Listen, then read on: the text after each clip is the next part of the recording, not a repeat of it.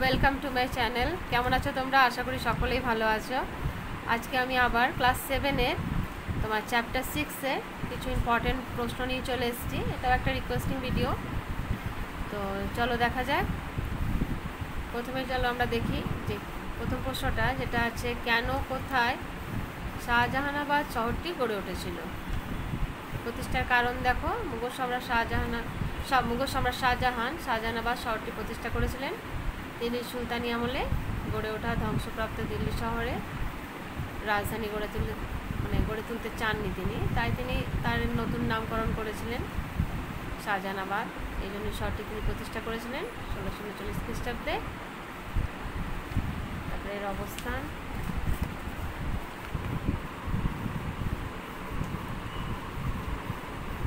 এটা তোমরা দিতে পারো, ঠিক আছে। আবার একটা প্রশ্ন আছে এখানে, কুতুব দিল্লি বলতে কি বোঝায়? কুতুবউদ্দিন আইবক দিল্লিকে কেন্দ্র করে সুলতানি শাসন প্রতিষ্ঠা করেন। তারপরে তার নাম অনুসারে দিল্লি শহর তৈরি হয়েছিল, আর রাজপুত রাজাদের শহর কিলারায় পিথোরাকে কেন্দ্র করেই এই শহরটি গঠন হয়েছিল। কুতুবউদ্দিন আইবকের আমলে প্রতিষ্ঠিত দিল্লি শহরকে কুতুব দিল্লি বলা হতো। এরপর থেকে দিল্লি শহর সুলতানি আমলে ভারতের রাজধানী শহর হিসেবে গড়ে ওঠে। এটি সুলতানি আমলে প্রথম দিল্লি বা পুরানো দিল্লি নামে পরিচিত, ঠিক আছে। পরেরটা যেটা আছে, দিল্লির নাম হজরতি দিল্লি হয়েছিল কেন? এখন লেখা আছে সুলতানি আমলে দিল্লির নাম হয়েছিল হজরতি দিল্লি, কারণ হচ্ছে দিল্লির গুরুত্ব বৃদ্ধি, একটা হচ্ছে দ্বিতীয়টা হচ্ছে ইসলামের পীঠস্থান। এটা এরকমভাবেও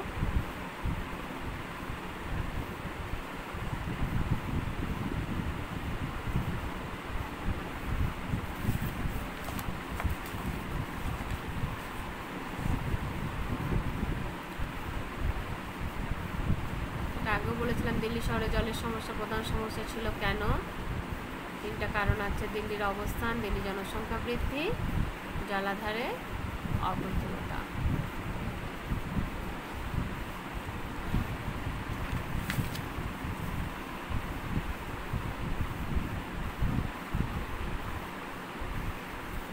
নিচের প্রশ্নটা অনেক সময় আসে, দিল্লি শহরের প্রধান সমস্যা কী ছিল, কীভাবে তার সমাধানের চেষ্টা করা হয়েছিল?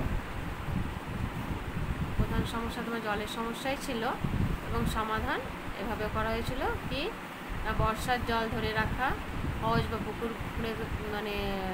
গড়ে তোলা, এবং খাল কেটে যমুনা নদীর জল আনা। এভাবেই জলের সমস্যাকে তখন সমস্যার সমাধান করা হয়েছিল।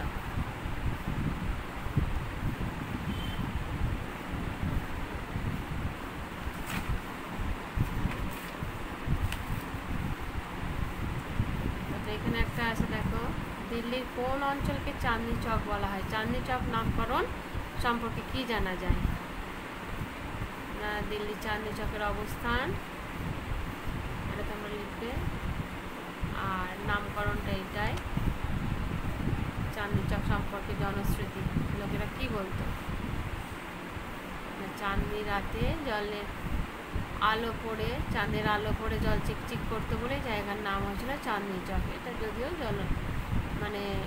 লোকেরা বলতো এই কথা, আদৌ সত্যি কিনা এখনো সেটা জানা যায়নি। চাঁদনি চক সম্পর্কে গল্প, এটা প্রতি সম্পর্কে গল্প আছে। এখানের বাজারে সোনা রূপার টাকার চকচকে ঝিলিকের মতো চাঁদনি চক নামকরণ হয়েছে। ব্যাপারটা দেখো, চিরাগি দিল্লি কাকে বলা হতো? শাহজাহানাবাদে উৎসব অনুষ্ঠান কীভাবে পালিত হতো? দিল্লির বিখ্যাত সুবিসাধক ছিলেন শেখ নাসিরুদ্দিনকে চিরাগে দিল্লি বা দিল্লির প্রদীপ বলা হয়।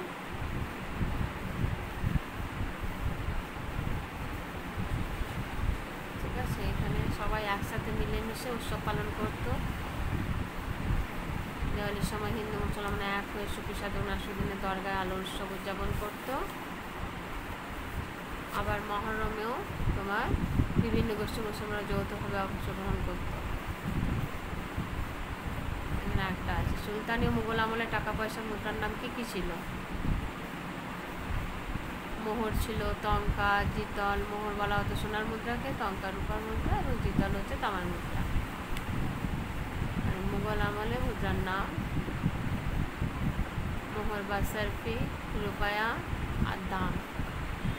আর সার্ফি বা মোহর হলো সোনার মুদ্রা, রূপায়া হলো রূপার মুদ্রা, দাম ছিল তামার মুদ্রা। ঠিক আছে, এখন গীতা আগেই বলেছি।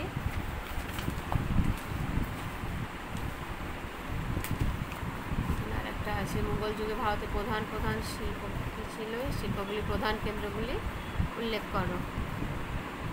প্রধান শিল্প ছিল বস্ত্র শিল্প, চিনি শিল্প, নীল শিল্প প্রভৃতি।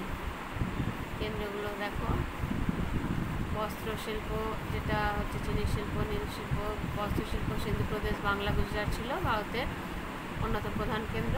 তাছাড়া বাংলাতেও রেশম বস্ত্র উৎপাদন করা হতো। চিনি শিল্প বাংলা ছিল মুঘল যুগের প্রধান চিনি উৎপাদন কেন্দ্র। নীল শিল্প হচ্ছে বাংলায় নীল উৎপাদনের কেন্দ্র ছিল।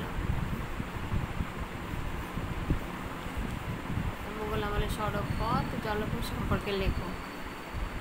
ভাবে দেওয়া আছে, ভাগ ভাগ করে তোমরা সেটা লিখতে পারো।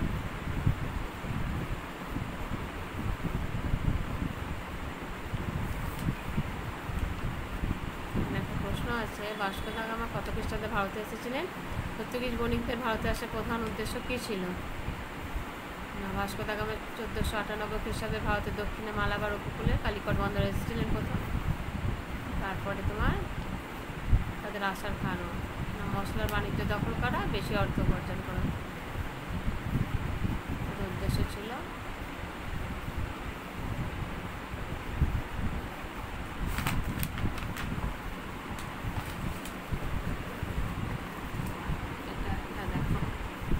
দাদন বলতে কি বোঝায়? বাণিজ্যিক চাষ কি?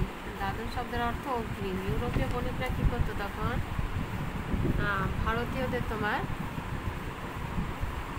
অগ্রিম অর্থ বা কাঁচামাল দিয়ে উৎপাদিত সামগ্রী কম দামে কিনে নিত। তাদের ইচ্ছা থাকতো না, তার সত্ত্বেও তাদের বাধ্য করতো এটা করতে। বাণিজ্যিক চাষ, বাংলা চাষিরা সাধারণত ধান চাষ করতো। বাংলা ইউরোপীয় বণিকদের আসার ফলে বাংলা চাষিদের অনেক ধান চাষের পরিবর্তে আফিম ও রেশমের চাষ শুরু করে। বাজারে বিক্রি করে বেশি লাভ করার জন্য যেসব ফসল চাষ করা হতো তাকে বাণিজ্যিক চাষ বলা হতো। ঠিক আছে, তো তোমরা এগুলো করবে।